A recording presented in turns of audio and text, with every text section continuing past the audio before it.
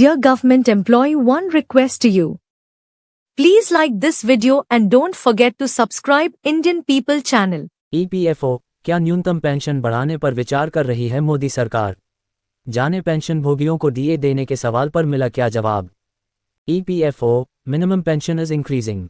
EPFO के तहत मोदी सरकार क्या न्यूनतम पेंशन में इजाफा कर सकती है? जाने मोदी कैबिनेट में मंत्री ने दिया क्या जवाब? EPF सदस्य पिछले लंबे समय से न्यूनतम पेंशन को बढ़ाने की मांग कर रहे हैं। समय समय पर इस तरह की मांगें सामने आती रहती हैं, हालांकि अभी तक सरकार ने इस मामले पर किसी तरह का रुख स्पष्ट नहीं किया है। लोकसभा में सांसद उम्मेदा राम बेनीवाल ने सरकार से सवाल किया था कि क्या एम्प्लॉयज़ प्रोविडेंट फंड के तहत न्यूनतम पेंशन को बढ़ाने पर कोई विचार किया जा रहा है। इसके अलावा उन्होंने पेंशन को कितना बढ़ाया जा सकता है और होने वाले बदलाव की टाइमलाइन पर भी सरकार ने जवाब मांगा। बेनीवाल ने उन प्रोविडेंट फंड और पेंशन रकम के बारे में भी जानकारी मांगी जिनका निपटान अब तक नहीं किया गया है। संसद सदस्य ने सरकार से पूछा कि क्या सरकार कर्मचारियों के इस फंड को लौटाने की कोई योजना बना रही है। इसके अलावा उन्होंने पेंशन भोगियों के लिए महंगाई भत्ता शुरू करने की संभावना और नेशनल पेंशन सिस्टम (NPS) के तहत पब्लिक सेक्टर अंडरटेकिंग्स के कर्मचारियों को शामिल करने के लिए शर्तों में राहत देने से जुड़े सवाल भी सरकार से पूछे। श्रम एवं रोजगार राज्य मंत्री शोभा करंदलाजे ने संसद सदस्य द्वारा पूछे गए इन सभी सवालों के विस्तार से जवाब दिए और सभी चुनौतियों व फैसलों के बारे में भी जानकारी दी। न्यूनतम पेंशन बढ़ाने पर चल रहा विचार। मंत्री ने कहा, न्यूनतम पेंशन बढ़ाने की बात करें तो ये सूचित किया जाता है कि कर्मचारी पेंशन योजना 1995 एक स्व-वित्त पोषित योजना है जिसमें कर्मचारी से वेतन का 8.33% और केंद्र सरकार द्वारा वेतन का 1.16% योगदान होता है। इस स्कीम के तहत मिलने वाले सभी फायदों का भुगतान ऐसे इकट्ठे किए गए पैसों से ही होता है।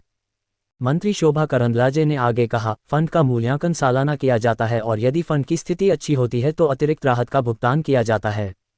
केंद्र सरकार ने व्यापक मांग को ध्यान में रखते हुए बजटीय सहायता प्रदान करके न्यूनतम पेंशन बढ़ाकर 1,000 रुपये प्रति माह कर दी है। भले ही इस तरह के बजटीय समर्थन के लिए योजना में कोई प्रावधान नहीं है जिन PF अकाउंट का दावा नहीं किया गया। मंत्री ने पुष्टि करते हुए बताया कि कोई भी अनक्लेम्ड EPF अकाउंट मौजूद नहीं है। हालांकि कुछ अकाउंट को अनऑपरेटिव किया गया है। 31 मार्च 2024 तक इन अकाउंट में 8,505.23 करोड़ रुपये जमा थे। पिछले 3 सालों में 7,576 करोड़ रुपये अनऑपरेटिव अकाउंट से सेटल किए गए हैं। पेंशन भोगियों के लिए DA लाने की कोई योजना नहीं। एप्स के तहत हर महीने की पेंशन को लिविंग इंडेक्स के खर्चे से लिंक करना काफ़ी अव्यावहारिक था। एक उच्च अधिकार प्राप्त निगरानी समिति हाई एम्पावर्ड मॉनिटरिंग कमेटी ने 2018 में इस मांग की समीक्षा की थी और ये देखा था कि सेल्फ फंडेड स्कीम जैसे एप्स के लिए यह ऐसा करना संभव नहीं था। Thanks for watching this video. Don't forget to subscribe the Indian People channel and don't forget to press the bell icon for latest updates. Indian people channel पे आपको बस सरकारी कर्मचारियों की खबरें मिलेगी। दोस्तों, इस वीडियो को ज्यादा से ज्यादा अपने सरकारी भाइयों और बहनों के साथ शेयर करें।